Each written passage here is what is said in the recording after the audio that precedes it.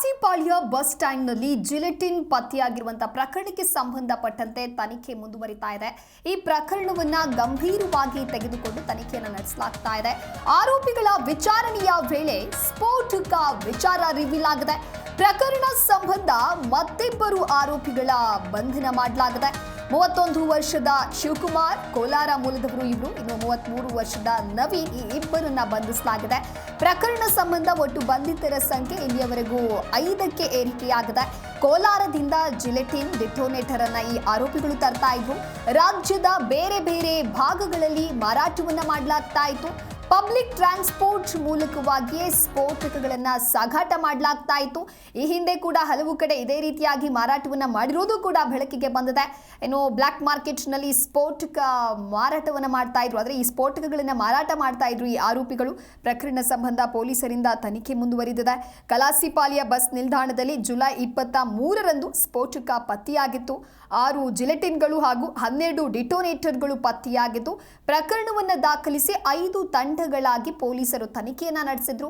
Ganesh HM, Muniraj, Shivakumar ಎಂಬುವರನ್ನ ಕೂಡ ಬಂಧಿಸಲಾಗಿತ್ತು. ಸದ್ಯ ಮತ್ತಿಬ್ಬರು ಆರೋಪಿಗಳನ್ನ ಪೊಲೀಸರು ಬಂಧಿಸಿ ವಿಚಾರಣೆಯನ್ನ ನಡೆಸ್ತಾ ಇದ್ದಾರೆ. ಇನ್ನು ವಿಚಾರಣೆಯ ನಂತರದಲ್ಲಿ ಇನ್ನೂ ಏನೆಲ್ಲ ಸ್ಫೋಟಕ ಮಾಹಿತಿಗಳು ಹೊರಬೀಳಲಿದೆ ಅನ್ನೋದನ್ನ ಕಾದು ನೋಡಬೇಕಿದೆ. ಒಟ್ಟಾರೆಯಾಗಿ ಪ್ರಕರಣದ ಸಂಬಂಧ ಮತ್ತಿಬ್ಬರು ಆರೋಪಿಗಳನ್ನ ಬಂಧನ ಮಾಡಲಾಗಿದೆ.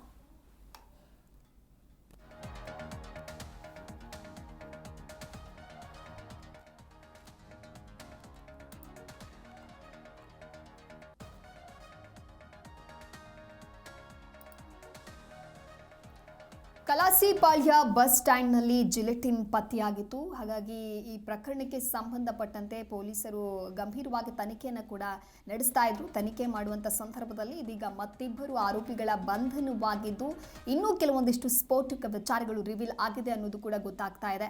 ಪ್ರಕರಣದ ಸಂಬಂಧ ಅಂದರೆ ಕೋಲಾರ ಮೂಲದ ಶಿವಕುಮಾರ್ ಹಾಗೆ ನವೀನ್, ಈ ಇಬ್ಬರನ್ನ ಇದೀಗ ಬಂಧಿಸಲಾಗಿದೆ.